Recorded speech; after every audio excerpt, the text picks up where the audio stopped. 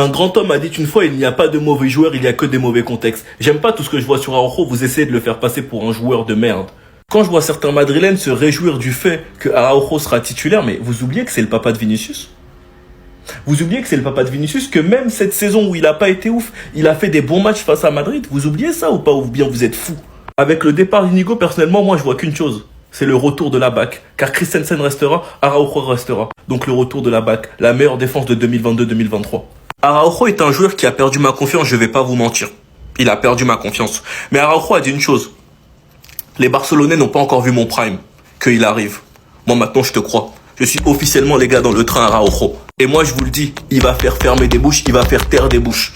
Même si je ne défends en aucun cas Araujo, vous savez tous très bien qu'il m'a déçu. Si on doit recontextualiser ce qui s'est passé, il a perdu toute sa confiance et l'amour de tous les supporters après cette action l'année dernière. Il est ensuite sorti sur blessure à la Copa juste après ça. Il est revenu en deuxième partie de saison du Barça après une longue période de blessure, un nouveau coach sans préparation physique avec l'équipe. Il y a une tactique qui met pas du tout ses qualités en avant. Araujo a certes fait des erreurs durant 2 ans, mais vous allez jamais me faire croire que c'est jamais arrivé à un défenseur de tomber tout en bas et de remonter tout en haut. Araujo sera notre capitaine et il sera à son prime. Et en défense, les gars, nous avons de quoi faire. Enfin bref, sinon vous les gars, vous en pensez quoi? Ramenez-vous sur Snap, on s'ennuie.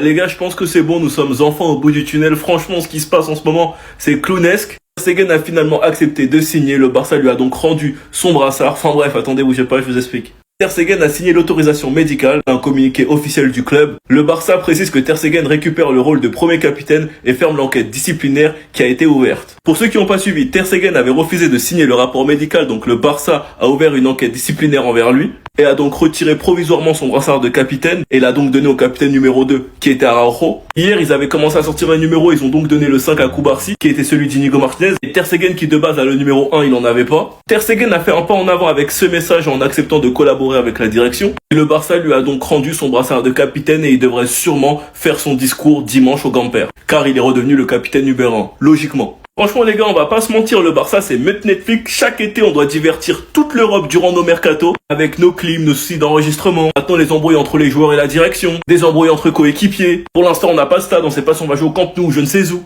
En tout cas au moins un problème de régler, c'est déjà ça. Enfin bref, sinon vous les gars vous en pensez quoi? Ramenez sur Snap, on s'ennuie. Ter Stegen a publié un message pour se justifier de plein de choses. Franchement c'est une bonne initiative et pour moi il a senti la patate arriver, je suis désolé, ça reste mon avis. J'incite personne à penser comme moi mais ça reste mon avis. Alors dedans il explique plein de choses et il dément plein de choses. Ces derniers mois ont été difficiles pour moi, tant physiquement que personnellement. Ma priorité a toujours été de retourner sur le terrain et d'aider l'équipe. La décision de subir une intervention chirurgicale a été prise avec des professionnels de la santé et approuvée par le club dans le but de protéger ma carrière à long terme. Il y a beaucoup de spéculations infondées. Je tiens à préciser que toutes les signatures et tous les renouvellements ont été effectués avant mon opération et il est injuste de prétendre que ma blessure a servi à inscrire d'autres joueurs. J'ai toujours agi avec professionnalisme et respect. J'aime profondément le Barça, cette ville et ses supporters. Mon engagement envers le club est absolu. Je suis prêt à collaborer avec la direction du club pour résoudre cette situation de manière constructive. Beaucoup de choses ont peut-être changé mais une chose ne changera jamais, je vous aime.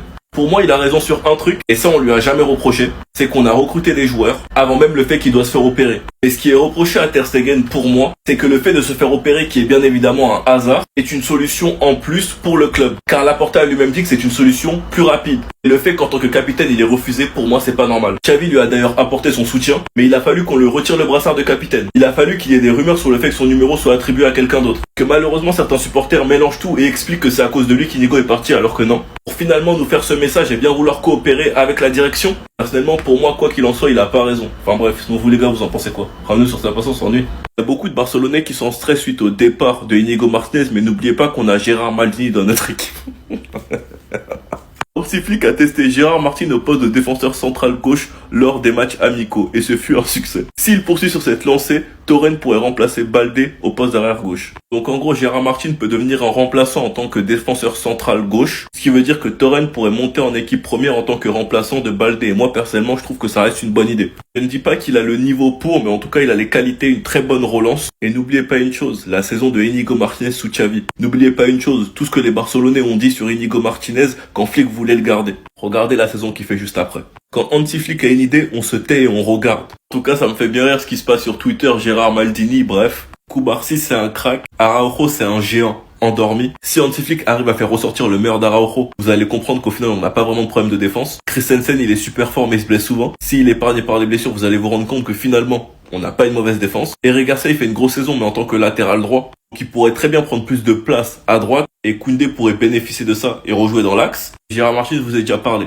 On a des défenseurs, mais c'est juste que pour l'instant ils ne sont pas fiables. Et croyez-moi que pour ça, Flick est le coach parfait. Et peut-être un retour de la BAC, qui sait. Enfin bref, sinon vous les gars, vous en pensez quoi? Ramenez-vous sur Snapper, ça, on s'ennuie.